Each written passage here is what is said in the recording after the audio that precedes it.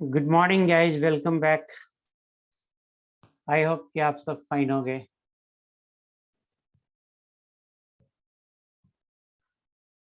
Is everything fine?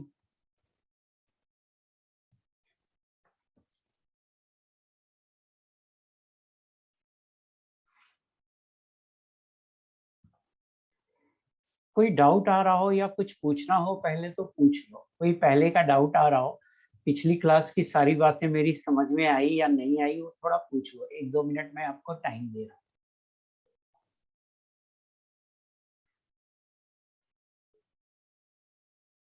समझ गए, very good. ई solution app या अलेन प्लस? प्रज्वल, देखता हूँ।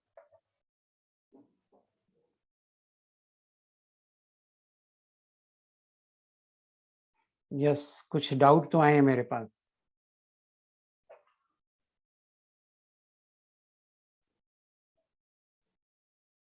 अलेन प्लस पे भी लगता है कुछ डाउट है। हाँ, ढेर सारे डाउट हैं, 6-4-10 डाउट हैं। आज सारे क्लियर कर दूंगा मैं। आज सारे क्लियर कर दूंगा मैं। आज शाम तक सबका रिप्लाई भेज दूंगा।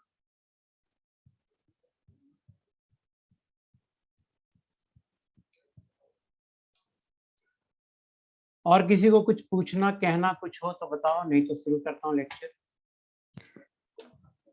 तो आइए लेक्चर शुरू करते हैं।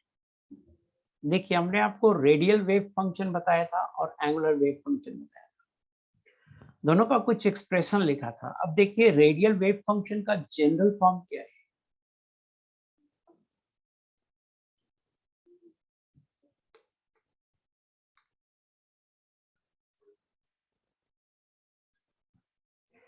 General form of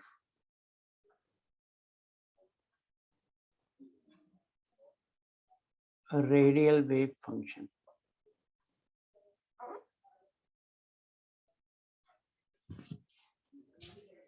radial wave function का जनरल फॉर्म क्या है, ये देखिए।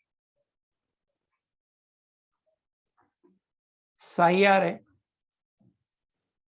के ई का power minus sigma by 2 into sigma का पावर एल। हाँ, यही याद रखना है। मैं बोलूंगा ना सब बात, यस मोहित, पेशेंस से सुनो ना। Into polynomial of degree n minus L minus 1। और जहां सिग्मा क्या होता है, तो सिग्मा होता है 2ZR upon n A not. इसका मतलब है कि सिग्मा डायरेक्टली प्रोपोर्शनल टू है r के। तो सिग्मा को r समझ सकते हैं आप।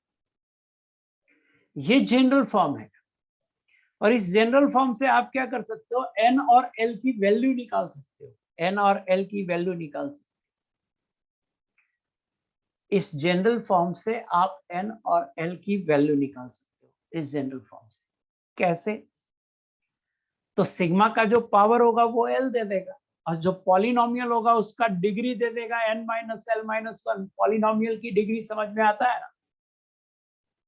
ax square plus B X plus C एक पॉलिनोमियल है, किस डिग्री का है? बोलना बेटा। 2 डिग्री का है। Very good. तो अब इसको समझने के लिए एक क्वेश्चन करो। क्वेश्चन है, identify orbital for which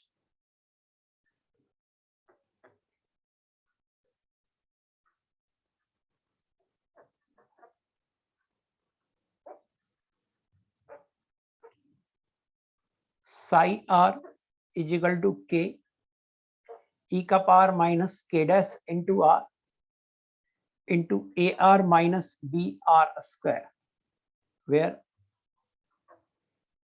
k dash a and b are constants.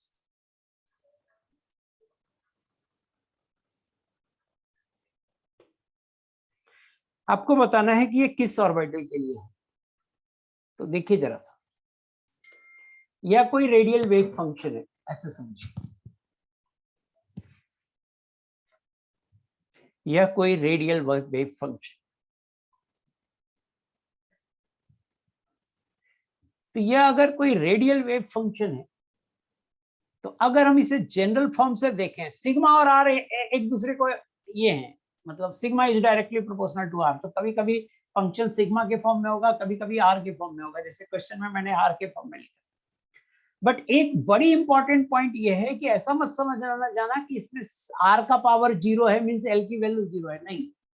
Polynomial को ध्यान से देखना, और पॉलिनोमियल में एक कांस्टेंट टर्म जरूर होना चाहिए पॉलिनोमियल में, मींस पॉलिनोमियल का कोई ट्रिवियल सॉल्यूशन नहीं होना चाहिए, जैसे r बराबर 0 पे पॉलिनोमियल 0 हो रहा है, तो इस तरह का सॉल्यूशन नहीं होना चाहिए ट्रिवियल सॉल्यूशन। तो आप देखो इसको ऐसे लिखो, psi r is equal to k e का power minus k dash into r into a minus b r, ये इस फॉर्म में लिखो। अब देखो सिग्मा का पावर l होता है, तो यहाँ r का पावर 1 है, तो l का वैल्यू क्या हो गया 1। अब पॉलिनोमियल का डिग्री ऑफ पॉलिनोमियल क्या है, a माइनस बी आर आपका पॉलिनोमियल है, तो उसमें डिग्री है 1, तो n माइनस l माइनस 1 ये पॉलिनोमियल का डिग्री होता है, और ये है 1। दिस इंप्लाइज n माइनस 1 बराबर 1, दिस इंप्लाइज n बराबर 3, देयरफॉर ऑर्बिटल जो होगा n और l दोनों निकल गया, 3p होगा। एक बार ध्यान से देखो और मुझे बताओ समझ में आया नहीं है। शिवम कुमार सिंह डॉट हमको मैसेज किया, बेटा डॉट मतलब ध्यान से देखिए और मुझे बताइए समझ में आया नहीं आया, एक बार फिर से, ठीक है।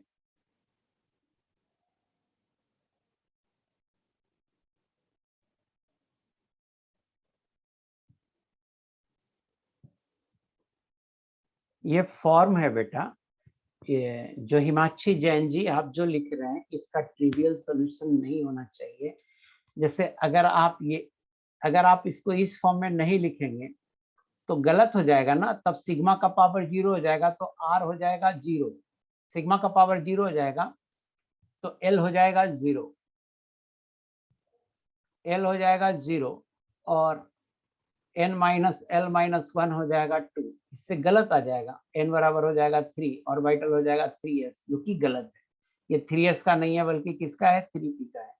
और हिमाक्षी जैन जी आपका हमने आपका क्वेश्चन बहुत गलत है, इसलिए मैं बोल रहा हूँ हिमाक्षी जैन, हमने आपको एक सॉल्यूशन दिया रेडियल वेव फंक्शन का, उस सॉल्यूशन से एक जनरल फॉर्म लिखा, तो जनरल फॉर्म उसको देख के लिखा, तो जनरल फॉर्म का जो कंडीशन है वो फॉलो करना पड़ेगा ना। तो ये जो क्वेश्चन आप पूछ रहे हैं, भाई can not it have trivial solution, ये गलत है। इसने जनरल फॉर्म में जो पॉलिनोमियल लिखा है उसमें r को अंदर मल्टीप्लाई करके दिया है, तो आप r को पहले बाहर ले लो ताकि l की करेक्ट वैल्यू आ सके। जो जनरल फॉर्म है वो लिखा हुआ है एंगुलर वेव फंक्शन का जनरल फॉर्म, तो हमें जो जनरल फॉर्म का कंडीशन है कि हम ऐसे लिखे हैं उसको फॉलो करना पड़ेगा ना बनाने के लिए। एक बार फिर से लोग बोल रहे हैं, अपन एक बार फिर से कहते हैं बेटा, प्लीज एक बार फिर से बता रहा हूं, ये जनरल फॉर्म है जो ब्लू से लिखा हुआ है ऊपर। मैं ये कहना चाह रहा हूं कि सिग्मा लिखा हुआ है, सिग्मा मींस आर ही समझो, कभी कभी सिग्मा लिख देता है, कभी आर लिख देता है, sigma directly proportional to r होता है। अब हमें ये जनरल फॉर्म है, इस फॉर्म में इसको रखना है, तो इस फॉर्म में रखना है तो सिग्मा का पावर एल होना चाहिए, तो सिग्मा का पावर एल होना चाहिए मींस आर का पावर एल होना चाहिए, तो आर यहाँ पे था ही नहीं, तो हमको लगा आर का पावर 0 है क्या, तो नहीं, पॉलिनोमियल में देखा आर मल्टीप्लाइड है तो आर को बाहर ले लिया। अब r का पावर 0 नहीं, r का पावर 1 है, तो यहाँ और यहाँ से कंपेयर किया तो l बराबर हो गया 1। पहले मुझे सिर्फ ये बताओ l बराबर 1 समझ में आ रहा है कि नहीं आ रहा? नहीं आ रहा है तो मैं दूसरा एग्जांपल पहले लूंगा, फिर ये मैं बताऊं।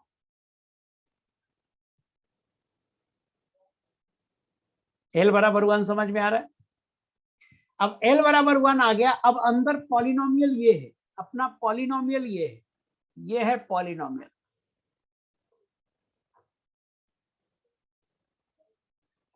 तो इस पॉलिनोमियल का डिग्री कितना है, 1 है, और इसमें लिख रहा है पॉलिनोमियल का डिग्री होना चाहिए n minus l minus 1।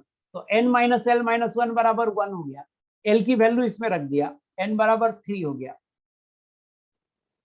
Aditi Rajesh दूरे ने लिख दिया अंडरस्टूड, ओके। यस मोहितकर ने लिख दिया, हिमाक्षी जैन ने लिख दिया। अब प्लीज युवराज शेखर एक बार आप लिख दो, आपको समझ में आया कि नहीं आया। अनुज्ञा सक्सेना जी, वेरी गुड। युवराज शेखर बेटा नहीं आया, दूसरा एग्जांपल लूंगा मैं। आ गया, वेरी गुड वेरी गुड। ऐसा करते मैं एक दूसरा रियल एग्जांपल लेता हूं। जैसे मान लो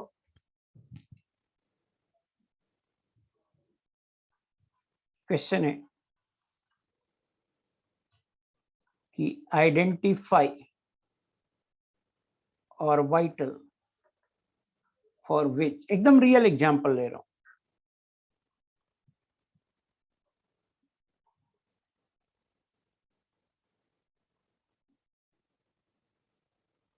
psi r is equal to 1 by 9 root 30 into z by a naught का power 3 by 2 into sigma square e का पावर माइनस सिग्मा by 2। आप देखो ये पूरा कांस्टेंट टर्म है, ये एक्सपोनेंशियल वाला टर्म है, तो k हो गया e का पावर माइनस सिग्मा by 2 हो गया। उसके बाद सिग्मा का पावर l होता है, यहां पे आओ तो मुझे बताओ l बराबर कितना होगा, बताना बेटा l बराबर कितना होगा, 2। वेरी गुड, l बराबर 2 होगा। बट इसमें कोई पॉलिनोमियल नहीं है, कोई पॉलिनोमियल नहीं है तो हम पॉलिनोमियल का डिग्री 0 मानेंगे। तो n माइनस l माइनस 1 बराबर हो जाएगा 0। पॉलिनोमियल का डिग्री क्या मानेंगे, 0।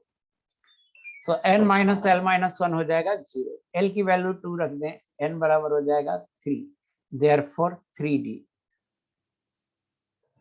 आया समझ में, आया ना, नहीं आया, हाँ वेरी गुड, आ गया। ऑलवेज क्या लिखे हो आकाश दीक्षित, क्या लिखे हो ऑलवेज, क्या ऑलवेज, क्या ऑलवेज लिखा, कुछ भी, क्या चीज ऑलवेज,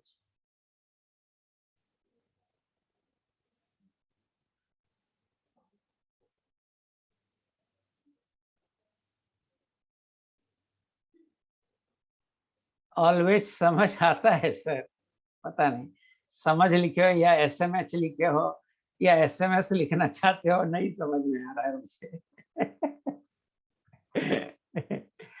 समझ आता है सर, ओके इट्स फाइन। चलो एक और रियल एग्जांपल ले लेते हैं।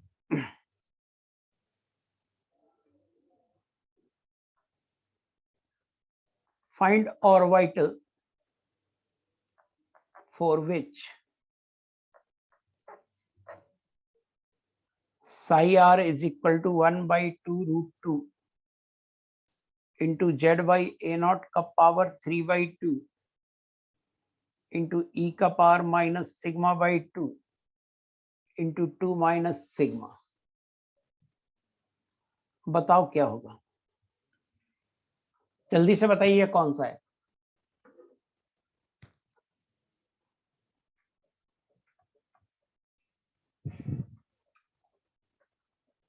देखिए ये कांस्टेंट टर्म हो गया k, ये e का पावर माइनस सिग्मा by 2 हो गया एक्सपोनेंशियल टर्म, सिग्मा का पावर l, तो सिग्मा का पावर l तो है ही नहीं, तो l हो गया 0। और ये पॉलिनोमियल है, ये क्या है, पॉलिनोमियल, तो सिग्मा का पावर l तो था ही नहीं, तो l हो गया 0। ये पॉलिनोमियल है बेटा, तो n minus l minus 1, polynomial का डिग्री है 1। दिस इंप्लाइज n बराबर 2, दिस इंप्लाइज 2s। अब शायद आपको समझ में आ गया होगा अच्छे से। और अब मैं पहला क्वेश्चन देखना, अब पहला समझ में आया कि नहीं आया ये भी देखना, अगर किसी को डाउट हो रहा था।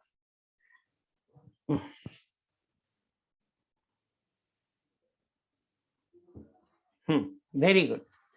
वही मैं कह रहा था, पहला मैं जानबूझ के मैं आर कर दिया था, एक ही क्वेश्चन कराता हूँ, इसीलिए मैं सारा कॉम्प्लेक्सिटी पहला में डाल दिया। बट देखा कि आपको दिक्कत हो रही है तो 2 और करा दिया, सिंपल सिंपल, अब नहीं दिक्कत होगा। आज फिनिश हो गया, ऑलमोस्ट फिनिश ही है, अगली क्लास में 100% फिनिश हो जाएगा। कौन है भाई? दिव्यांशु राज। मैं मानता हूं कि वही हमसे पूछता है कब फिनिश होगा, जिसको नहीं समझ में आता है। तो तुमको नहीं समझ में आ रहा बेटा। अब देखिए सिग्निफिकेंस ऑफ साई।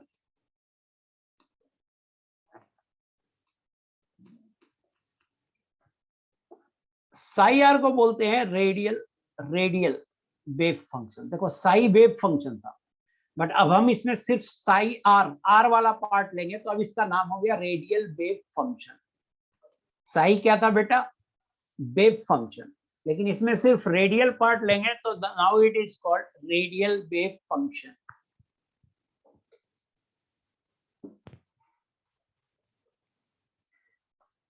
सो मैंने पहले ही कह चुका हूं कि साई आर कोई सिग्निफिकेंट होता नहीं है, कुछ सिग्निफिकेंस है नहीं इसका।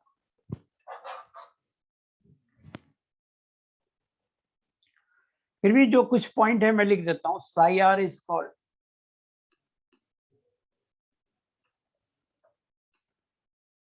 Radial wave function.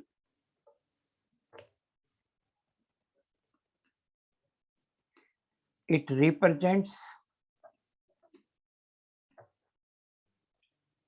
amplitude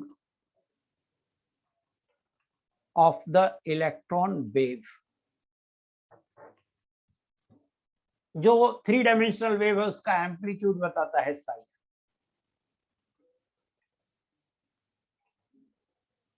Its value may be positive or negative or even 0।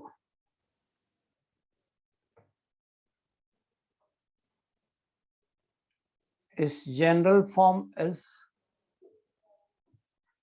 Form आप यही लिख लीजिए, यही जो ऊपर बताया हूं वही जनरल फॉर्म है।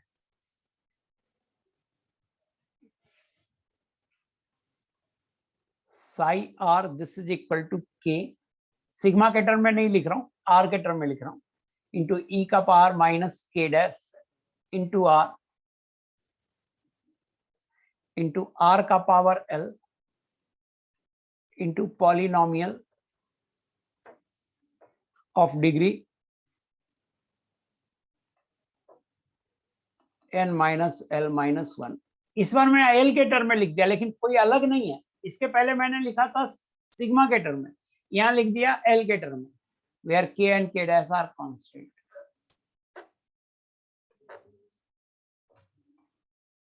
फिर से बोल रहा हूं, लगता है कुछ गलत बोल दिया। इसके पहले मैंने सिग्मा के टर्म में लिखा था, अब मैं आर के टर्म में लिख दिया, और कोई प्रॉब्लम नहीं।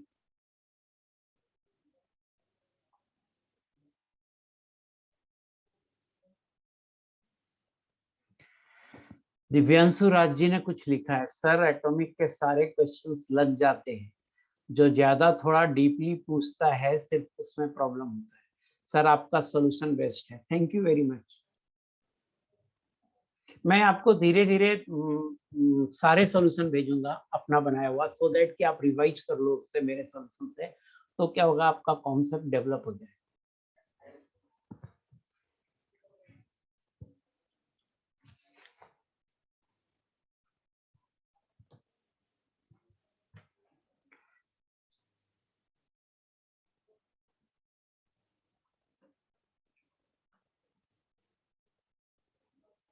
ये बाद में लिखेंगे, ये पॉइंट यहाँ पे नहीं लिखेंगे। फिर से बोल रहा हूँ, साई आर का कोई खास सिग्निफिकेंस होता नहीं है, तो कम से कम नाम याद रखिए और जनरल फॉर्म याद रखिए। जनरल फॉर्म आप सिग्मा वाले टर्म में ही याद रखो, दोनों अलग अलग याद रखने की जरूरत नहीं है, सिग्मा वाले टर्म में याद रखो, और कभी आर के टर्म में दे तो सिग्मा को आर ही समझो। बाकी सिग्मा बराबर होता है 2ZR upon NA0। Significance of Sai square, एक लाइन ये लिख देता हूं, psi r is considered to be insignificant as compared to psi square r. ये लिख देता हूँ क्योंकि ना पूछता है which one is significant, psi r या psi square r, तो ये लाइन लिख देता हूँ. Psi r is considered to be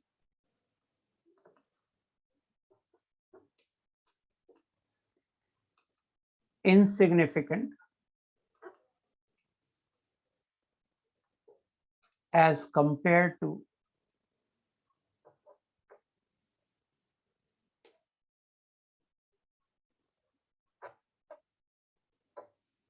psi square r.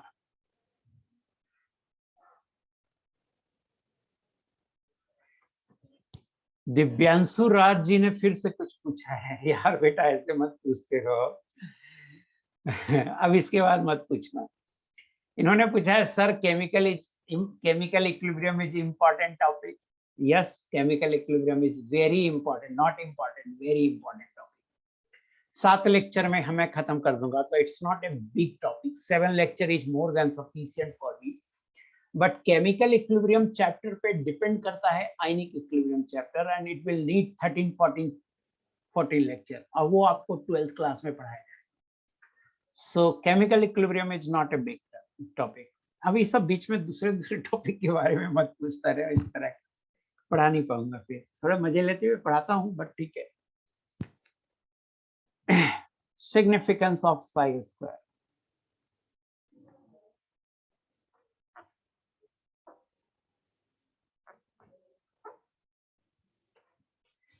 Psi square r is called radial probability density.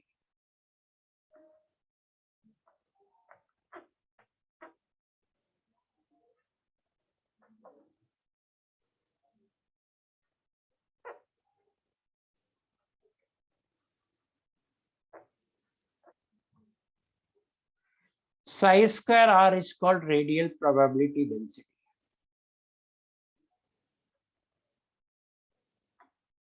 Psi square r gives probability density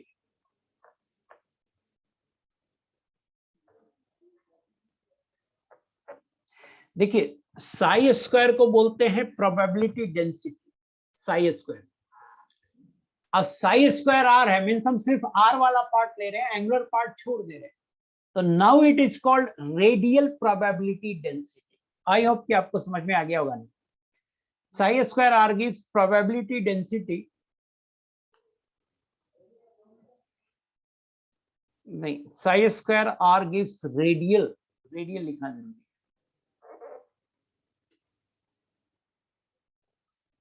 radial probability of finding an electron.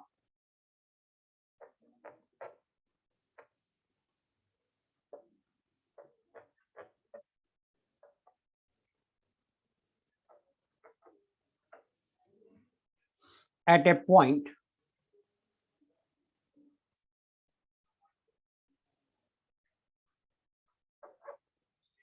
along a particular radial line.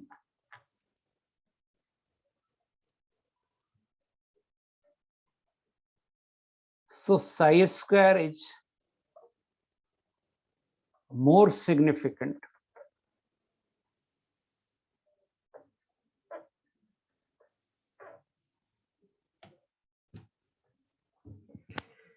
मैंने कहा Sai square बताता है electron की radial probability. तो हमें सारा problem electron के position के बारे में ही था. न्यूक्लियस में प्रोटॉन न्यूट्रॉन है, उसमें कोई प्रॉब्लम नहीं है. प्रॉब्लम इलेक्ट्रॉन कैसे है, कैसे अरेंज है, इसी में था. और इलेक्ट्रॉन की रेडियल प्रोबेबिलिटी डेंसिटी बताती है कौन, psi square R. That's why psi square is considered to be more significant as compare to psi R. ये लाइन आपको शायद समझ में आ गई. साई स्क्वायर आर कभी नेगेटिव नहीं होगा, स्क्वायर है, तो psi square R is always positive और zero. It can never be negative.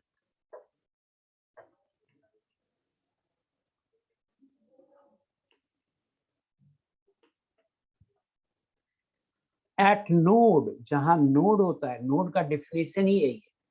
कि at node psi square are 0 हो जाता है, means probability density, that is radial probability density 0 हो जाता है। कहाँ पे? नोड पे। और जब साई स्क्वायर आर 0 होगा ना, तो साई आर भी 0 होगा।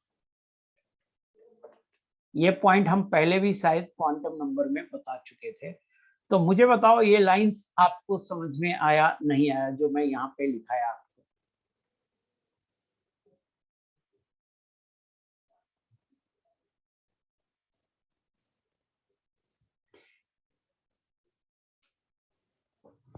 Very good. Over A boundary surface,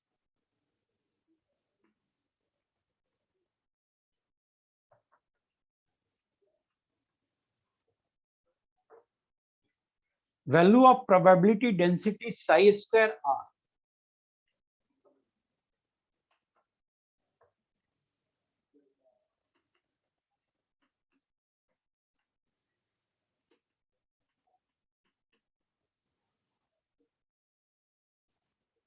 is constant for an orbital.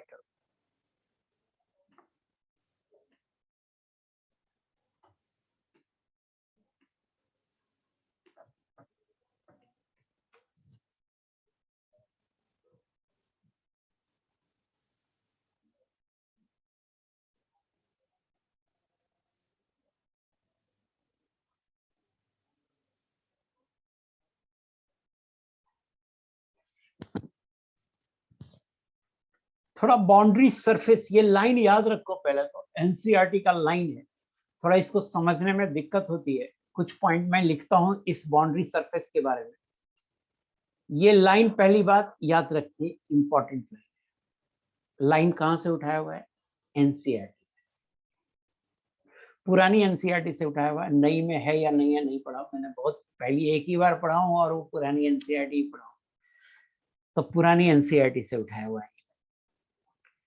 अब इसको समझने में दिक्कत होती है, बाउंड्री सरफेस की बात मैं करता हूं तो हो सकता है आपको थोड़ा क्लैरिटी और बढ़े।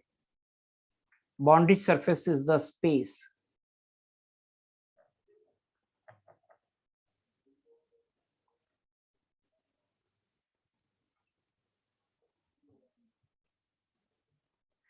where probability density is constant.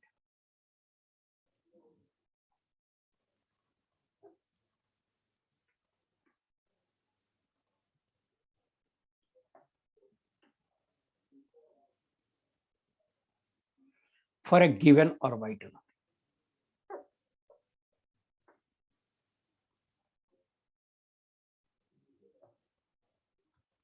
This gives a good representation of the shape of the orbit.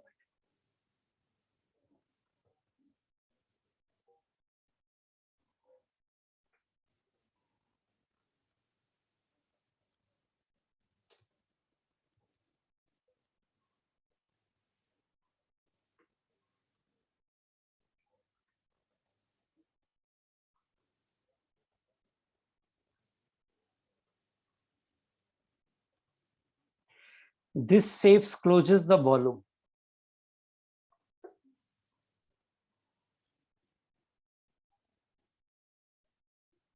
Encloses लिखो यार, encloses the volume or region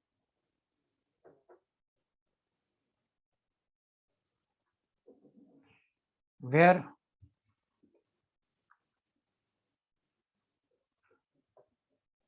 probability of finding electron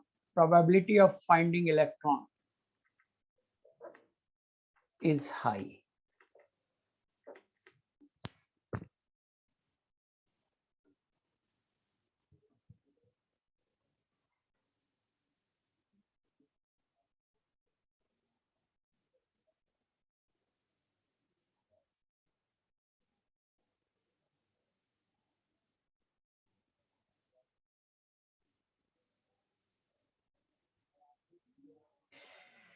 देखिए इंपॉर्टेंट पॉइंट यही है कि बाउंड्री सरफेस में Sai square are की value constant होती है। ये दिमाग रखना, ये बात दिमाग में रखना।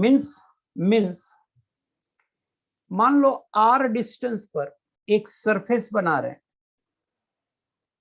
तो इस सरफेस के ऊपर, इस सरफेस के ऊपर साई स्क्वायर आर की वैल्यू कांस्टेंट होगी। जरूरी नहीं है कि सरफेस स्फेरिकल हो, यहाँ पे हम स्फेरिकल बनाए हैं एस ऑर्बिटल के लिए, अलग अलग ऑर्बिटल के लिए अलग अलग शेप का सरफेस होगा, बट आर डिस्टेंस पर जो सरफेस आएगा उस सरफेस के ऊपर, उसी को बाउंड्री सरफेस बोल रहे हैं, और उस सरफेस के ऊपर प्रोबेबिलिटी डेंसिटी कांस्टेंट होगी, साई स्क्वायर आर की वैल्यू कांस्टेंट होगी। ये पॉइंट आपको याद रखना है। फिर लिखा हूं कि boundary surface is the space where probability density is constant for a given orbital. वही बात मैं घुमा फिरा के लिखा हूं, this gives a good representation of shape of the orbital. इससे हमें आइडिया होता है जहां तक कांस्टेंट है और वहीं तक की वैल्यू, वहीं तक का रीजन हम मानते हैं ऑर्बिटल का पार्ट है। This shapes encloses the volume or region where probability of finding electron is high. Of course, वहां पे कांस्टेंट है साई स्क्वायर आर की वैल्यू और वो मैक्सिमम भी है, तो अपन बोल सकते हैं कि उस रीजन में इलेक्ट्रॉन के प्रोबेबिलिटी, इलेक्ट्रॉन के पाए जाने की प्रोबेबिलिटी मैक्सिमम है। तो अगर मान लो कि जैसे पी ऑर्बिटल है, तो आर डिस्टेंस पर ये सरफेस एक आएगा और इधर भी ले लीजिए ये सरफेस आएगा, इस सरफेस पर साई स्क्वायर आर की वैल्यू क्या होगी, कांस्टेंट होगी। ये मैं कहना चाह रहा हूं। हालांकि आर चेंज होगा तो साई स्क्वायर आर चेंज होगा, नो डाउट, बट एक पर्टिकुलर आर पर जो सरफेस क्रिएट होगा उस सरफेस के ऊपर साई स्क्वायर आर की वैल्यू कांस्टेंट होगी, ये कह रहा हूं। थोड़ा क्लियर हुआ ये लाइन की बाउंड्री सरफेस पर साई स्क्वायर आर की वैल्यू कांस्टेंट होगी? नहीं क्लियर हुआ तो ये लाइन याद रखिए, ऐसे भी याद ही रखना, मैंने बताया, याद ही रखने के लिए बताया।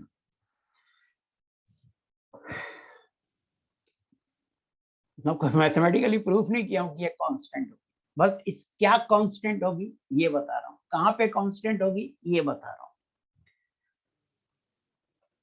क्या कांस्टेंट होगी, साई स्क्वायर, कहां पे, बाउंड्री सरफेस पे, किसके लिए, ऑर्बिटल की। सिग्निफिकेंस ऑफ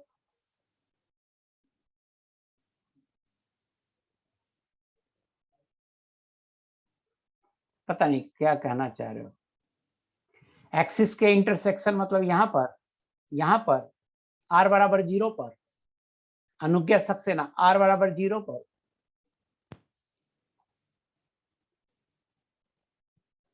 आर बराबर 0 पर प्रोबेबिलिटी डेंसिटी होगी, प्रोबेबिलिटी नहीं होगी, दो अलग अलग चीजें हैं, प्रोबेबिलिटी डेंसिटी अलग है और प्रोबेबिलिटी अलग अलग चीज है, ये हम आगे आपको बताएंगे।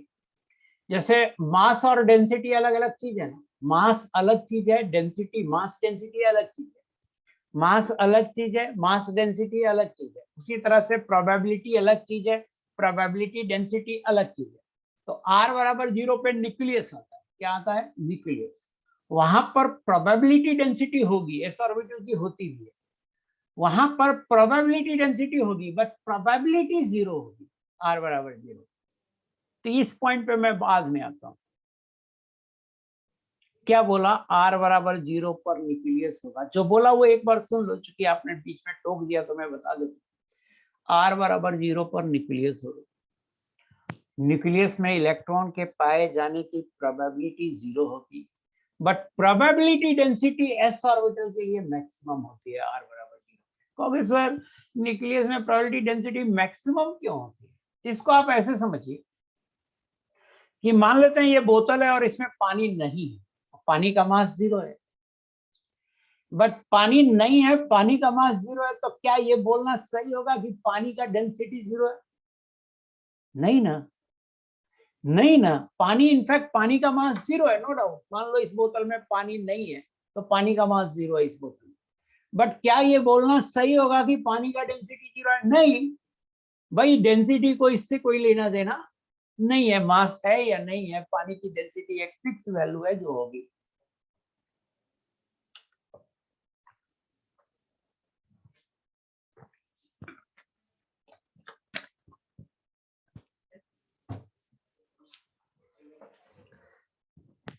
ये बात आगे आएगा फिर से, तो फिर से इस पर चर्चा करेंगे, पेशेंस रखो। Significance of 4 pi are square psi square R. देखिए साई आर को बोलते थे radial wave function, psi square R को बोले रेडियल प्रोबेबिलिटी डेंसिटी, अब 4 pi are square psi square R को बोलेंगे रेडियल प्रोबेबिलिटी फंक्शन। तो पहले तो यही पॉइंट लिख दूं कि 4 pi are square psi square R is called radial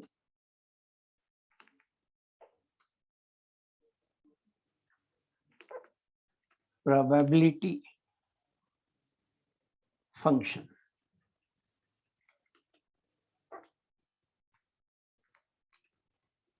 It gives the probability of finding the electron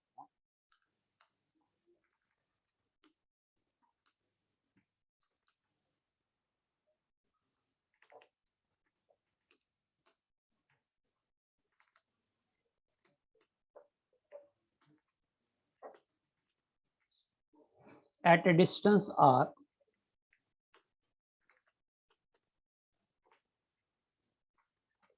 from the nucleus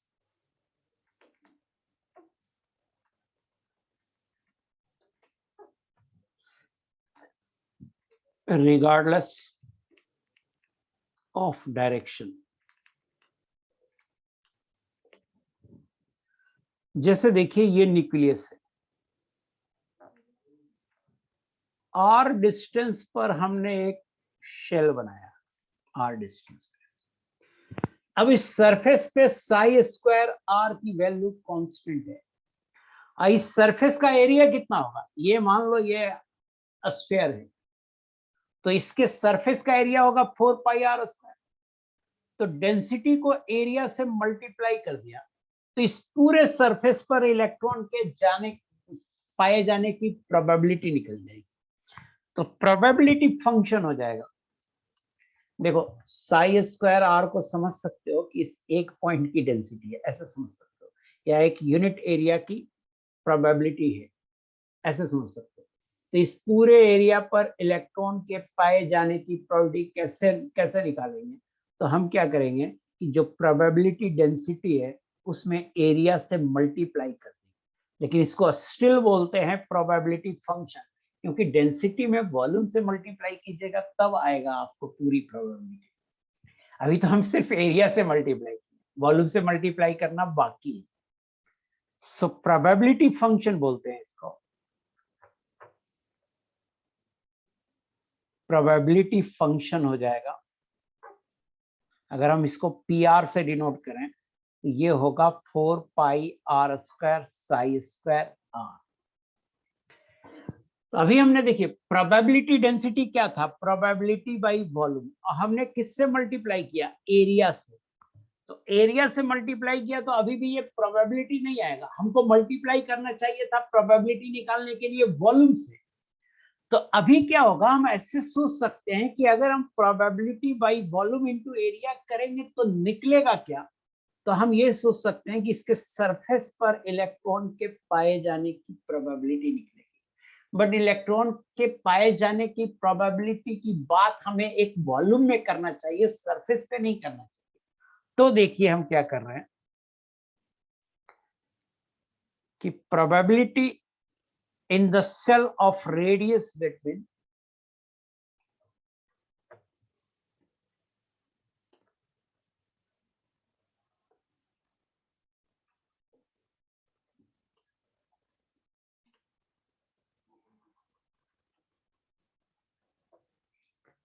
R and R plus dr is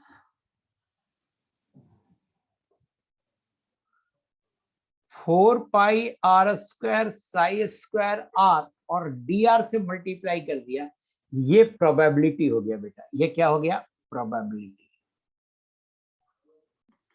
कैसे, तो ऐसे समझिए इसको कि r डिस्टेंस पर हमने एक स्फीयर बनाया और r प्लस dr डिस्टेंस पर फिर से स्फीयर बनाया। मान लो ये कंसेंट्रिक सेल है, तो इस पूरे रीजन में इलेक्ट्रॉन के पाए जाने की प्रोबेबिलिटी निकाल रहे हैं, इस पूरे रीजन।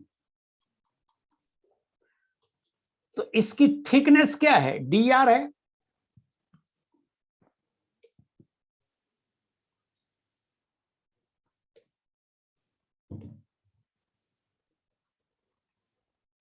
इसकी थिकनेस dr है और सरफेस पे प्रोबेबिलिटी है 4 पाई r square psi square r। तो dr से मल्टीप्लाई कर देंगे तो पूरा वॉल्यूम आ जाएगा। देखिए psi square r probability density, Sai square r क्या है, प्रोबेबिलिटी डेंसिटी। जैसे मास डेंसिटी में वॉल्यूम से मल्टीप्लाई कर दीजिएगा तो मास आ जाएगा, तो प्रोबेबिलिटी डेंसिटी में भी वॉल्यूम से मल्टीप्लाई कर देंगे तो प्रोबेबिलिटी आ जाएगा। तो इसका वॉल्यूम होगा क्या, ये जो मैंने शेडेड एरिया बनाया है कंसंट्रिक शेल में, इसका वॉल्यूम क्या होगा, तो इसका वॉल्यूम होगा 4 पाई r स्क्वायर, ये एरिया हो गया, इनटू dr, ये वॉल्यूम हो गया। तो ये वॉल्यूम हो गया और ये प्रोबेबिलिटी बाई वॉल्यूम हो गया, मतलब प्रोबेबिलिटी डेंसिटी हो गया। तो प्रोबेबिलिटी डेंसिटी हुआ P बाई V और वॉल्यूम हो गया V, क्या आ गया, प्रोबेबिलिटी आ गया P। तो अगर एक कंसंट्रिक शेल में जिसका थिकनेस dr है, उस पूरे सेल के अंदर इलेक्ट्रॉन के पाए जाने की प्रोबेबिलिटी निकालनी होगी, तो वो होगा 4 पाई r square psi square r dr। मुझे बताना ये लास्ट लाइन आपको समझ में आया कि नहीं आया, लास्ट लाइन या सेकंड लास्ट, ये दोनों लाइन समझ में आया अच्छे से कि नहीं आया।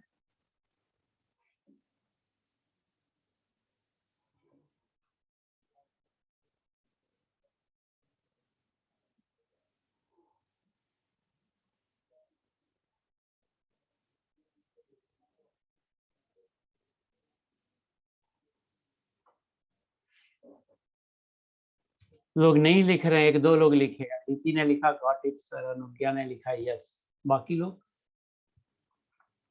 लोग भी लिखे यस नो। नहीं समझ में आया तो दोबारा समझाऊंगा।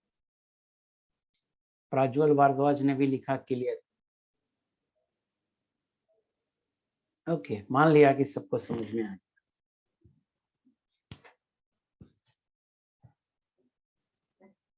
अब देखिए स्टडी ऑफ 1s ऑर्बिटल।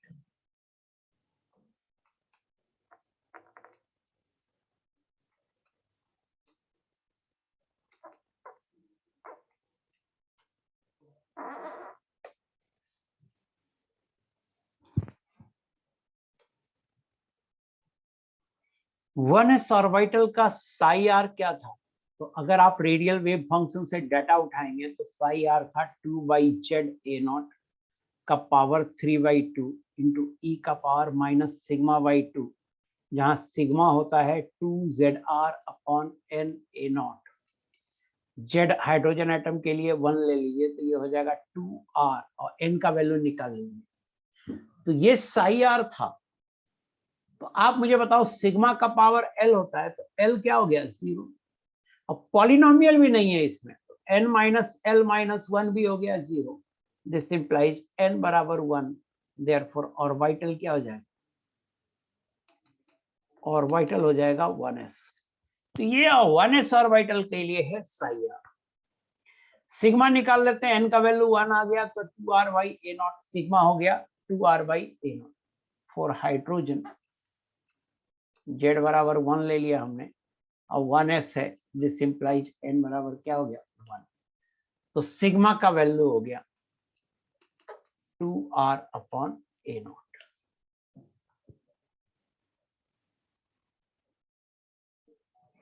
अब देखिए नंबर ऑफ रेडियल नोड क्या, number of radial node,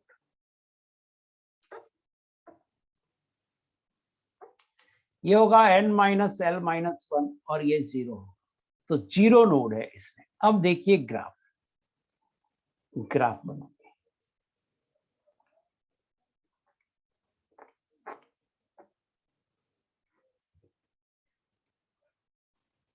graph देखिए, फर्स्ट ग्राफ है साई आर वर्सेस आर।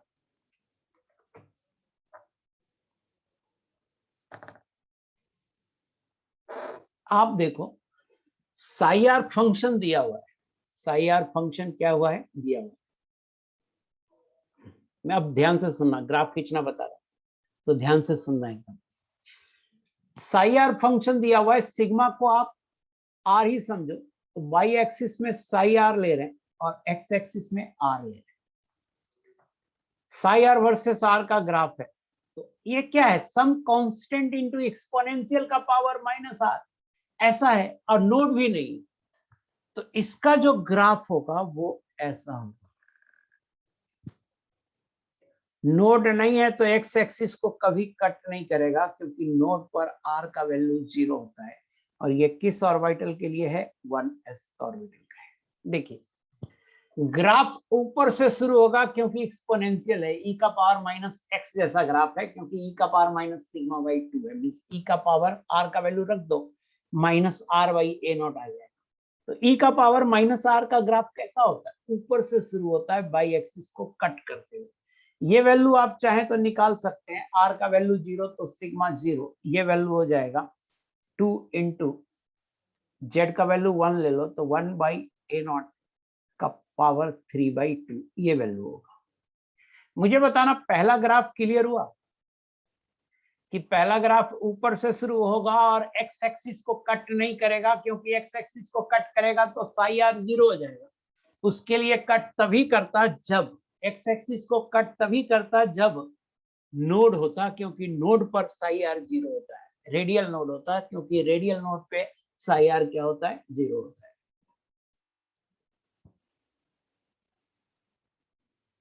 पहला ग्राफ समझ में आया नहीं आया, मुझे ये बताओ।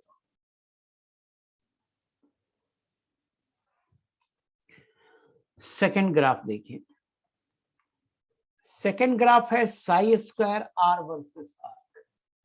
कुछ भी नया नहीं है इसमें,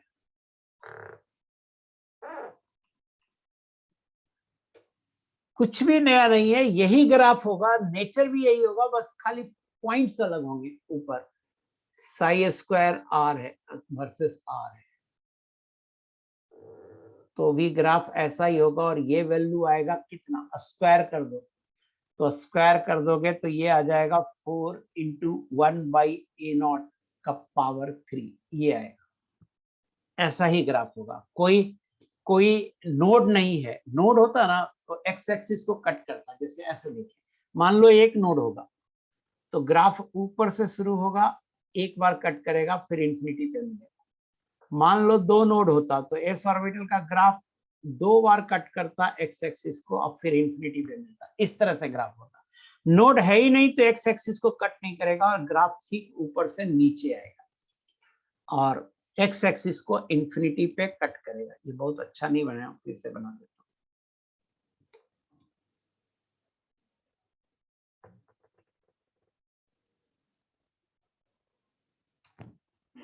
मुझे बताना दोनों graph psi are versus are और psi square are versus R समझ में आया नहीं है। थर्ड ग्राफ देखिए, थर्ड ग्राफ है 4 pi are square psi square are versus are, और ये ग्राफ भी है 1s और y।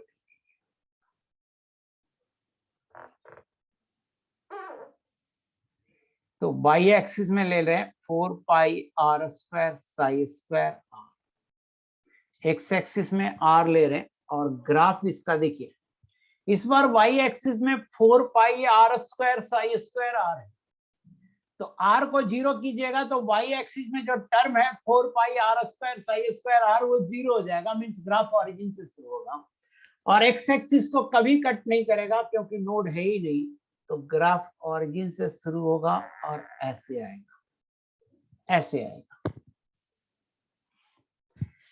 इसको क्या बोलेंगे, इसको बोलेंगे मोस्ट प्रोबेबल रेडियस, क्योंकि यहाँ पर इलेक्ट्रॉन की प्रोबेबिलिटी फंक्शन ज्यादा है, तो इसको बोलेंगे r m p r. R m p r क्या है, मोस्ट प्रोबेबल रेडियस, ये है r m p r, most probable radius. अब मान लो कि आर डिस्टेंस पर, यहां पे आर डिस्टेंस है, आर और यहां पे डिस्टेंस है r plus D R, means ये थिकनेस है डी आर। देखिए जरा सा प्रीवियस पेज में देखिए, ये जो डी आर थिकनेस का लिया था ना कंसंट्रिक सेल, वही ले रहे हैं। ये जो डी आर थिकनेस का कंसंट्रिक सेल लिया था, ये रेड से कर रहा हूं, ये जो डी आर थिकनेस का कंसंट्रिक सेल लिया था वही वाला ले रहा हूं मैं वहां पे। नेक्स्ट, यहाँ डी आर थिकनेस यहाँ पे है, ये डी आर थिकनेस। तो ये एरिया क्या देगा, ये एरिया क्या देगा? तो देखिए shaded area in graph 3, shaded area,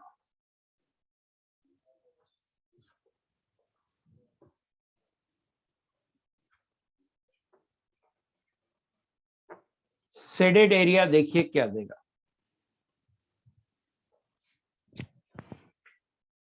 shaded area क्या होगा, इसको छोटा सा रेक्टेंगल मान लो। तो जब हम इसको छोटा सा रेक्टेंगल मानेंगे, डी आर दिख नहीं रहा है, दिखने में आपको दिक्कत है क्या? R plus D r, thickness d r है। इसको एक छोटा सा रेक्टेंगल मान लें, इसका लंबाई गुने चौड़ाई होगा, तो 4 pi are square psi square R, ये लंबाई हो गया, और चौड़ाई हो जाएगा R plus D R minus R. ये क्या देगा, 4 pi are square psi square are D. आप देखो, याद करो पिछले प्रीवियस पेज में इसकी प्रोबेबिलिटी क्या आई थी, इसकी प्रोबेबिलिटी यही तो आई थी, 4 pi are square psi square are D, और यही रिप्रेजेंट कर रहा है इस ग्राफ में, 4 pi are square psi square R D R बराबर प्रोबेबिलिटी। किसमें? Of shell of radius between r and r plus dr, shell of radius between r and r plus dr। बताना तो जरा, ये ग्राफ समझ में आया कैसे बनाए? अदिति जी आप तो समझ जा रही हो, है ना, आपको समझ में आता है, आप अच्छा कर भी रही हो, बट बाकी लोग भी तो हैं, उनसे एक बार पूछना है, रिपीट करें। अनुराग गुप्ता, कौन सा, तीनों ग्राफ रिपीट करूं या थर्ड ग्राफ रिपीट करूं, या थर्ड ग्राफ में कोई पॉइंट रिपीट करूं? थर्ड ग्राफ ऑरिजिन से क्यों शुरू हुआ, क्योंकि आर जब 0 होगा तो थर्ड ग्राफ में बाई एक्सिस में देखिए 4 pi are square psi square R, तो आर जब 0 होगा तो 4 पाई आर स्क्वायर जब मल्टीप्लाई कर दीजिएगा तो 4 pi are square psi square are की वैल्यू 0 हो जाएगी, तो ग्राफ ऑरिजिन से शुरू होगा। ग्राफ अब कभी एक्स एक्सिस को कट नहीं करेगा, इस पे पॉइंट बोला था कि रेडियल नोड है ही नहीं, जब तक रेडियल नोड नहीं आएगा ग्राफ एक्स एक्सिस को कट नहीं करेगा, है ना। मोस्ट प्रोबेबल रेडियस एक मैंने पॉइंट लिखा, मैंने कहा कि यहाँ पर प्रोबेबिलिटी मैक्सिमम है तो उस रेडियस को बोलेंगे most probable radius. Yes yes yes, वो अभी निकालते हैं अनुराग सबसे ना। आपने जो लिखा है आर एम्पियर मींस यही की probability of finding electron on this radius is maximum. Yes यही है आर एम्पियर।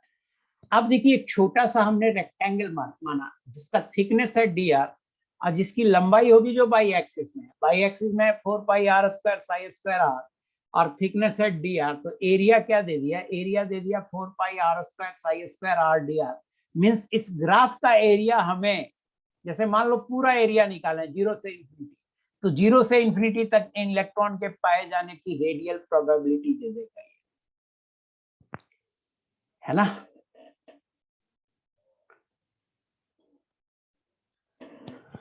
जैसे थोड़ी देर पहले मैंने क्या समझाया था, मैंने थोड़ी देर पहले समझाया था बेटा कि आर थिकनेस, आर डिस्टेंस पर हुआ और एक ले लो radius are plus D R,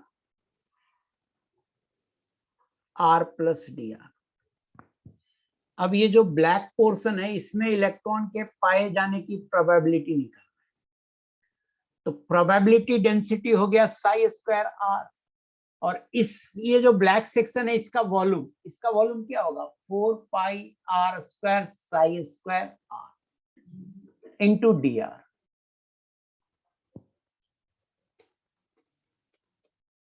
इसका वॉल्यूम होगा 4 pi are square into D R. तो वॉल्यूम से मल्टीप्लाई कर दिया प्रोबेबिलिटी डेंसिटी को, तो ये प्रोबेबिलिटी आ गया। सेम क्वांटिटी ये एरिया आ रहा है, मींस ये एरिया भी आपको आर से radius are plus D r तक में जो सेल बनेगा उस सेल के अंदर इलेक्ट्रॉन के पाए जाने की प्रोबेबिलिटी देगा। पहले से कुछ क्लियर हुआ यस मोहितकर या अदर्स, अनुराग सक्सेना, या फिर से बताओ?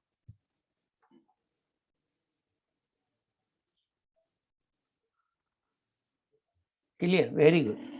अनुज्ञा सक्सेना ने बताया फिर से, हाँ अनुज्ञा सक्सेना, यस। हाँ वो गलत पढ़ लिया होगा मैंने। तुम यस मोहितकर तुम आलतू फालतू बात बहुत करते रहते, एक दिन लपड़ाऊंगा मैं तुमको कि जिस दिन मेरे हाथ आ गए। अब देखिए, देखते हैं calculation of most probable radius.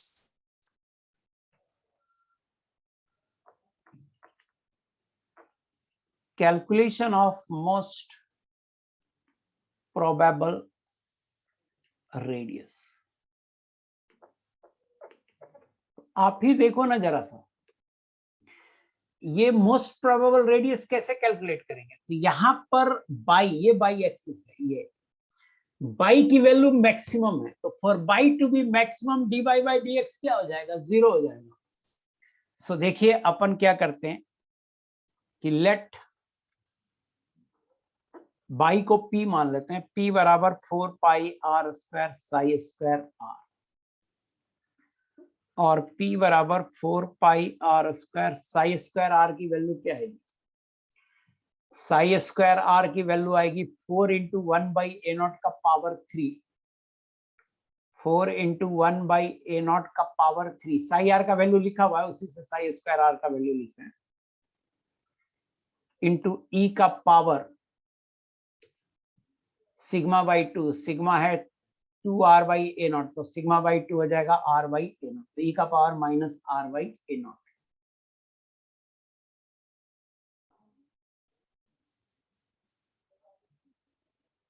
नहीं, सिग्मा बाई 2 नहीं होगा, सिग्मा होगा, क्योंकि स्क्वायर है ना, लिख देता हूं मैं।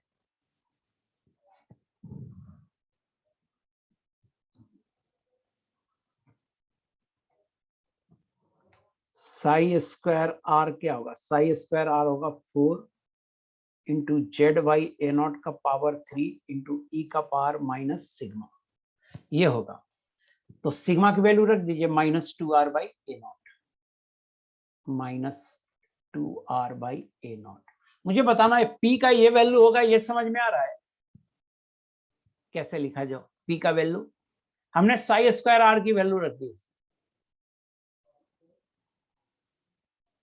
हाँ, so for P to be maximum,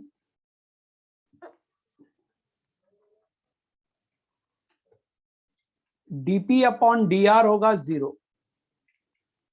this implies, जो कांस्टेंट टर्म है उसे मैं एक साथ लिख रहा हूं, 16 pi into 1 by A not का पावर 3 इंटू, अब आर स्क्वायर और ई का power minus 2 r by A naught बच गया, तो आर स्क्वायर को छोड़ दिया, ई का power minus 2 r by A not का डिफ्रेंसिएशन यही होगा, into minus 2 by A not, plus e का power minus 2 r by A nought को छोड़ दिया,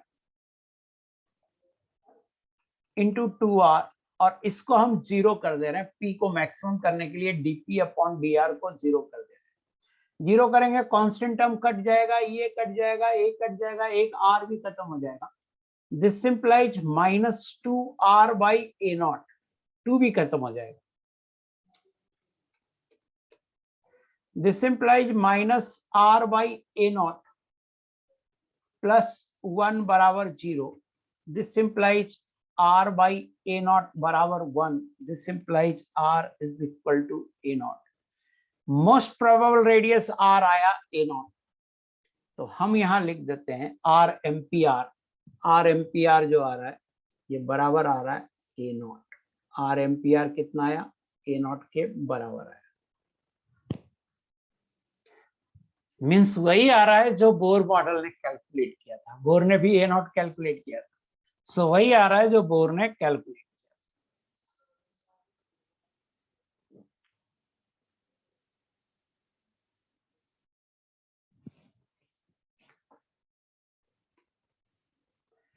शेडेड एरिया सही से लिख नहीं पाया।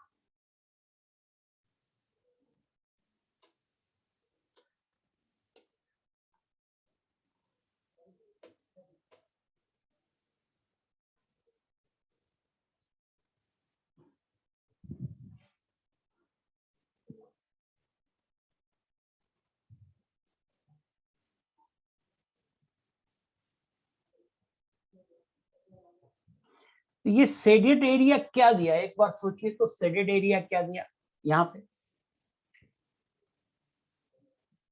एक बार सोचिए शेडेड एरिया क्या दिया कि हम एक शेल बना रहे हैं जिसका थिकनेस dr है, मींस r डिस्टेंस पर एक सेल बना रहे हैं जिसका थिकनेस dr है, और उस थिकनेस के अंदर इलेक्ट्रॉन के पाए जाने की रेडियल प्रोबेबिलिटी, पाए जाने की प्रोबेबिलिटी दिया कौन, shaded area.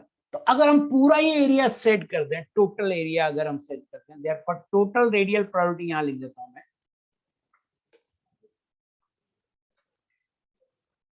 Total radial probability क्या हो,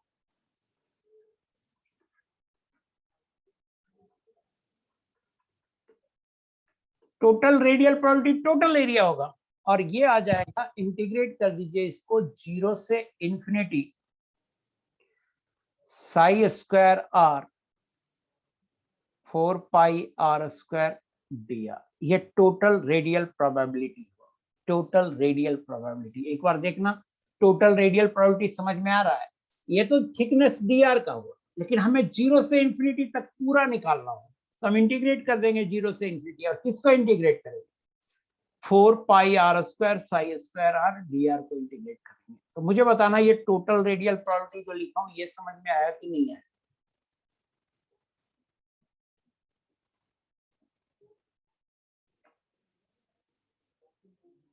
आप नहीं रिप्लाई कर रहे हैं। वेरी गुड, अदिति ने तो रिप्लाई कर दिया। कुछ पॉइंट है मैं लिखना चाहता हूं।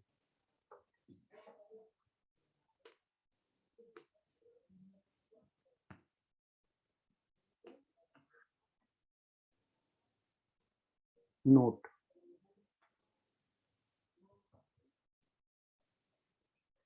देखिए नोट में मैं पहला पॉइंट लिखना चाहता हूं कि psi are versus are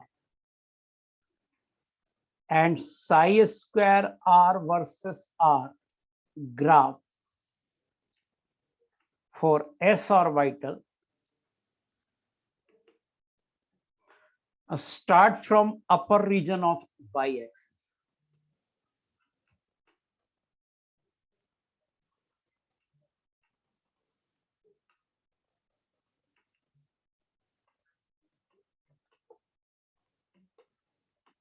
Start from upper region of y-axis while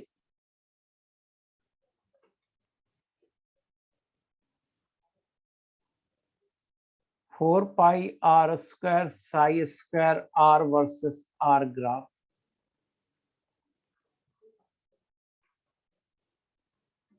starts from origin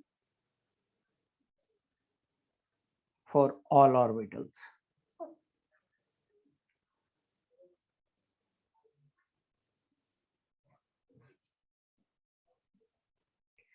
पहला पॉइंट समझते हैं, मैंने कहा एस ऑर्बिटल का ग्राफ जब भी बनाएंगे, कौन सा graph, psi are versus r, and दो ही ग्राफ तीनों नहीं, एस ऑर्बिटल का ग्राफ जब भी बनाएंगे ऊपर से स्टार्ट करेंगे, ऊपर से, बाकी कट करना है नहीं करना है वो डिपेंड करेगा बाद में, स्टार्ट हमेशा ऊपर से होगा एस ऑर्बिटल का।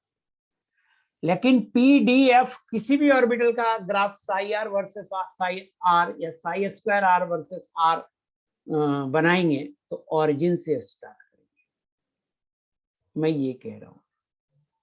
क्यों ऐसा कह रहा हूं, तो एस ऑर्बिटल का ऊपर से स्टार्ट होगा क्योंकि फंक्शन मेरा एक्सपोनेंशियल है, e का पावर माइनस सिग्मा बाई 2 आता है एस ऑर्बिटल। एस ऑर्बिटल में क्या आता है, साई आर। साई आर आता है कांस्टेंट इंटू ई का power minus sigma by 2, sigma को आर समझो, इंटू सिग्मा का पावर 0, क्योंकि एस ऑर्बिटल है। अब पॉलिनोमियल भी नहीं होगा इसमें, पॉलिनोमियल ऑफ डिग्री 0, तो यही तो होगा एस ऑर्बिटल में, मैंने देखे, बाकी सब तो 0 हो गया। तो इसका ग्राफ कहां से शुरू होगा, ऊपर से शुरू होगा। तो मुझे पहले बताना कि एस ऑर्बिटल का graph psi are versus r, कोई भी s orbital, psi are versus are और psi square are versus r ऊपर से शुरू होगा, ये गारंटी है। ये पॉइंट समझ में आ रहा है? यस। लेकिन पी डी और एफ ऑर्बिटल का ग्राफ, पी डी और एफ ऑर्बिटल का ग्राफ ऑरिजिन से शुरू होगा। क्यों? पी डी एफ ऑर्बिटल में सिग्मा का पावर 1 आ जाएगा बेटा, सिग्मा का पावर क्या आ जाएगा, 1 पी में, और डी में आ जाएगा सिग्मा का पावर 2। तो जब सिग्मा 0 होगा मींस आर 0 होगा, मींस सिग्मा 0 होगा, आर 0 होगा मींस सिग्मा 0 होगा, साई आर 0 हो जाएगा। तो कहां से स्टार्ट होगा, ऑरिजिन से। तो मुझे बताना कि पी डी एफ ऑर्बिटल का graph psi are versus r and psi square are versus r origin से स्टार्ट होगा, ये समझ में आया कि नहीं? किसी को दिक्कत है दोबारा पूछ सकता है, कभी कभी नहीं आता है समझ में बच्चे।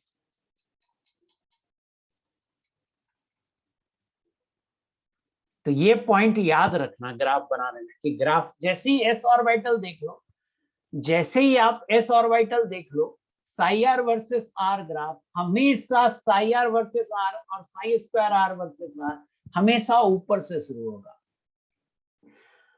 और अब मैं बोल रहा हूं कि पी डी एफ ऑर्बिटल के लिए psi are versus r and psi square are versus r origin से शुरू होगा। अब तीसरा ग्राफ की बात करते हैं, 4 pi are square psi square are versus r. ये ग्राफ सभी ऑर्बिटल के लिए ऑरिजिन से स्टार्ट होगा। आप समझ गए, वेरी गुड। अब आप बहुत अच्छे, मजा आता है वैसे में जब आपको समझ में आने लगता है। सेकंड पॉइंट है कि graph of 4 pi are square psi square are versus r starts from origin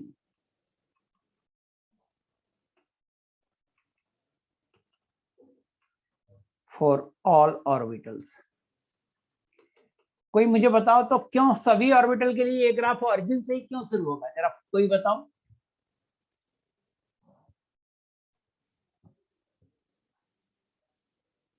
हाँ लिख दिया हूं, ये सही कह रहे हो, लिख दिया। सभी के लिए ऑरिजिन से ही क्यों शुरू होगा, कोई बताओ। हाँ, व्हेन आर बराबर 0 वाई बराबर 0, वेरी गुड। अब देखो psi are versus are,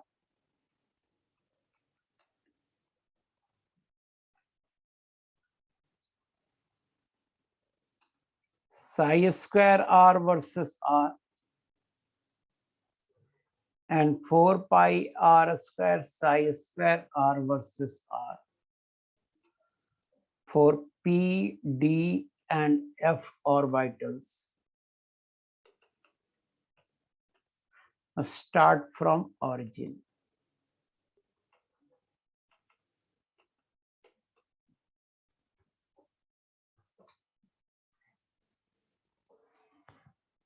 PDF के लिए हमेशा ही ऑरिजिन से स्टार्ट होगा।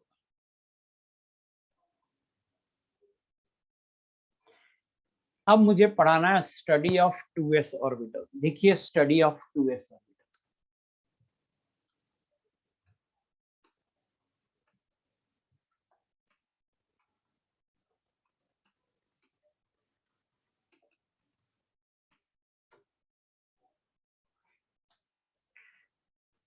टू एस ऑर्बिटल के लिए जो साई आर का जो वैल्यू होता है वो होता है 1/2√2 इंटू 1/a0 का power 3/2 into 2 minus sigma into e का पावर माइनस सिग्मा बाई 2। सिग्मा है 2r अपॉन n a0। हमने क्या किया है कि z का वैल्यू 1 पहले से ही रखा। और आप एक लाइन ये भी लिखो कि psi theta phi is independent of, s orbital है तो independent of theta and phi, ये भी लिखो। उसमें भी आप लिख सकते हो, इसमें भी लिख सकते हो psi theta phi is independent of theta and phi, क्योंकि एस ऑर्बिटल है। जितना लिखोगे उतना याद रहेगा। सो ये रेडियल वेव फंक्शन है। आप मुझे बताओ इसमें एल बराबर कितना लिख दूं मैं? एल कितना है बेटा? इस रेडियल वेव फंक्शन को देखो, एल 0 है। Very good. Number of radial node कितना है?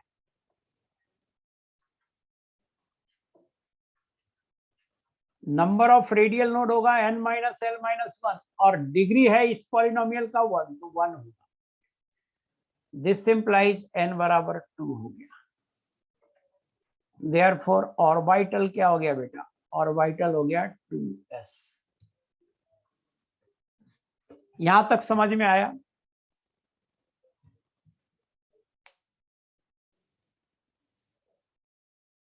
यहां तक आपको आ गया समझ?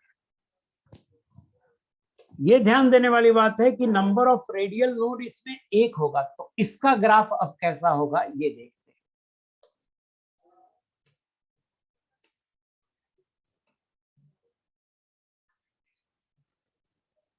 इसका ग्राफ कैसा होगा अब ये देखते हैं। तो देखो,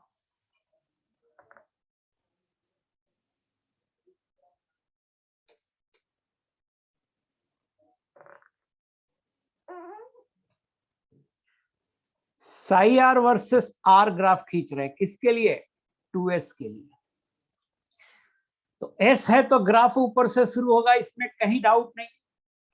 और एक रेडियल नोड है तो x एक्सिस को एक बार कट करेगा, एक बार कट करेगा। ग्राफ ऊपर से शुरू होगा, x एक्सिस को एक बार कट करेगा और फिर दूसरी बार इंफिनिटी पे करेगा, ये इंफिनिटी पे मिलेगा। और ये जो पॉइंट है ये नोड है। ये पॉइंट क्या है? नोड है। एक और मैं बात बोलना चाहता हूं, ये पॉइंट नोड है। फंक्शन से ही आता है कि अगर ये जो हाइट है, ये जो हाइट है, ये जो हाइट है, जैसे जैसे आगे बढ़िएगा साई आर और साई स्क्वायर आर में छोटा होता जाता है। मीन्स अगर इस हाइट को x मान लें और इस हाइट को x डैश मान लें तो x dash less than x होगा। अगर दो नोड होता तो एक नया x डबल डैश मानते हैं, वो इससे भी छोटा होता, x डैश से भी छोटा होता। पहला तो मुझे ये बताओ कि 2s ऑर्बिटल के लिए ग्राफ ऐसा होगा, ये क्लियर है?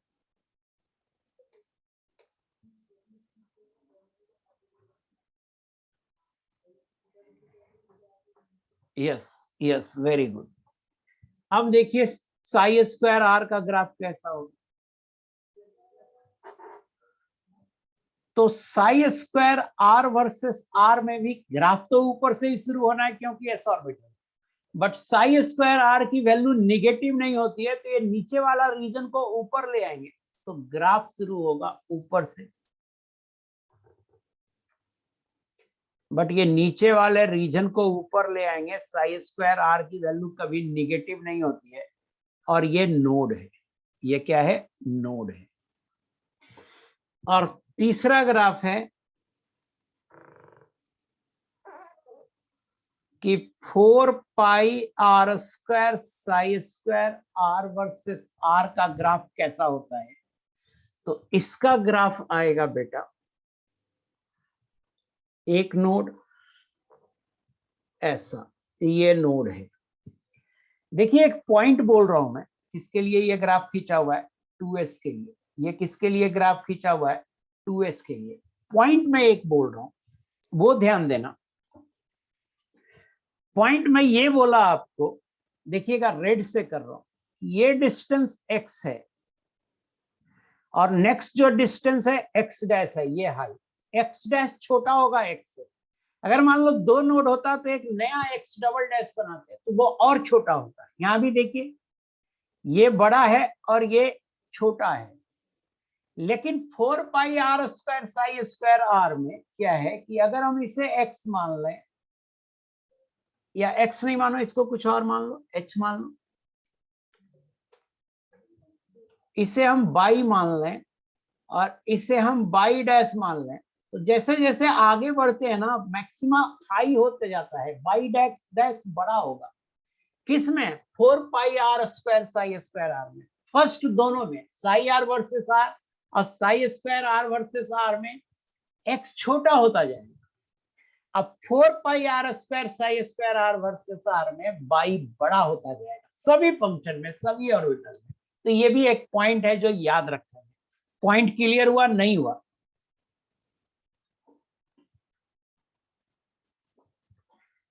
कहिएगा ये कहां से आया, तो फंक्शन से ही आ रहा है, जो ऊपर ये फंक्शन लिख रहे हैं ना, इसी से आ रहा है। बट ये पॉइंट याद रखेंगे ना, फंक्शन का मैथ्स कितना पढ़ाएंगे, तो पॉइंट याद रखेंगे। अब देखिए एट नोड, नोड क्या होगा? साई स्क्वायर आर हो जाएगा 0, दिस इंप्लाइज साई आर हो जाएगा 0। अब साई आर 0 ले रहे हैं, तो देखिए जरा सा, ये फंक्शन है, सारा टर्म तो कांस्टेंट है, तो क्या 0 होगा? 2 माइनस सिग्मा 0 होगा। This implies 2 minus sigma 0, this implies 2 minus sigma क्या आया था? सिग्मा आया था 2r by n a naught, और n का वैल्यू आया था 2, तो सिग्मा हो गया r by A naught, r by A naught बराबर 0। दिस इंप्लाइज 2 बराबर r by A naught, this implies r बराबर 2 ए नॉट। मीन्स जहां पे नोड होगा उसका रेडियस है r बराबर 2 ए नॉट। सो ये जो वैल्यू है, ये यहां पर n पर r बराबर क्या है? 2 ए नॉट, या ये n पे r बराबर क्या है? 2 ए नॉट, या इस n पे r बराबर क्या है? 2 ए नॉट। एक ही है, तीनों पॉइंट रेडियल नोड है वहां पे। और ये IIT 2004 में आया था कि ये वेव फंक्शन है, इसका पे एक रेडियल नोड है, उस रेडियल नोड का डिस्टेंस निकालिए, और ये आंसर था 2 ए नॉट, ये आंसर था। सो ये आया था IIT 2004 में। मुझे बताना समझ में आया?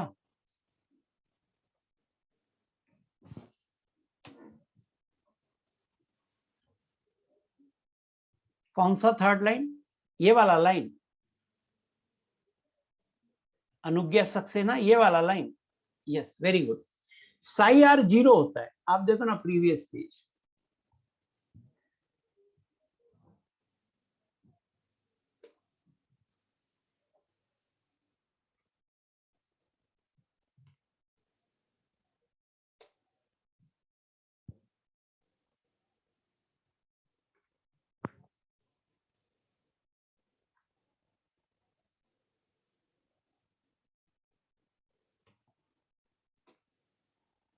यहां देखो ना, ये देखो, ये मैं कट पेस्ट करके ले नहीं जा पा रहा हूँ। साई आर लिखो, रुक जाओ रुक जाओ, मैं लिख ही देता हूँ।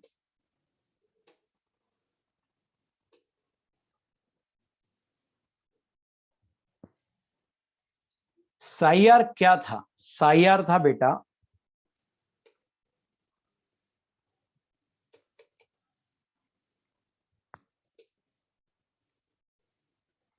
साई आर था बेटा 1/2 √2 इंटू 1/a0 का power 3/2 into 2 minus sigma into e का पावर माइनस सिग्मा बाई 2, और साई आर 0 है।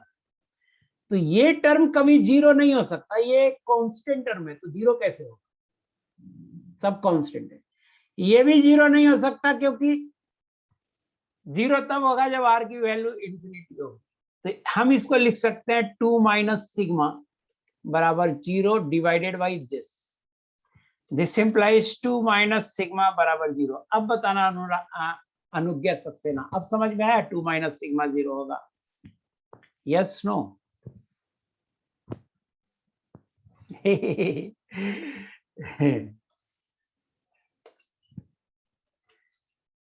सो अब मैं पढ़ाना नहीं चाहता। लेक्चर नंबर ये कितना है पहले ये बता।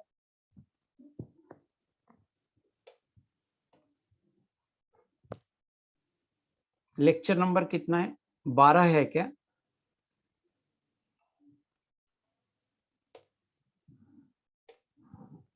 हाँ,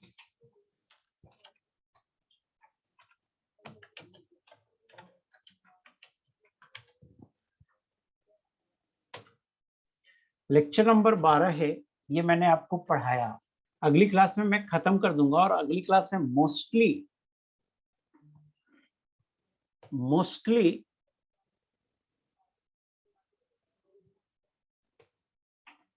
अगली क्लास में मोस्टली क्वेश्चन होगा। थोड़ा सा 2p ऑर्बिटल बचा हुआ है बस, तो थोड़ा सा पॉइंट बचा हुआ है।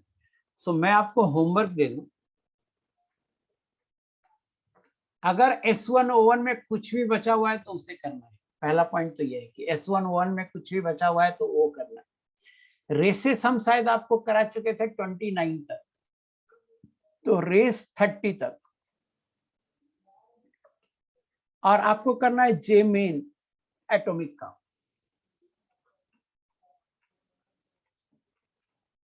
सीट से तो आपको जे मेन करना है और रेस 30 करना है। समझ में आ गया होमवर्क? Yes, very good.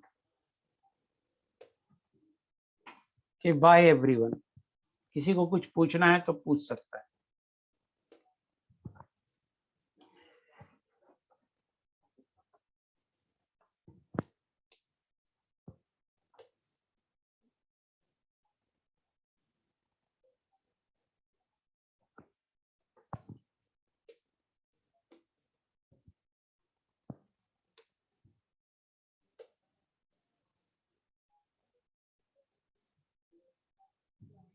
ये लेक्चर 12 था या लेक्चर 13 था यार? 12 ऑलरेडी लिंक बता रहा है कि है।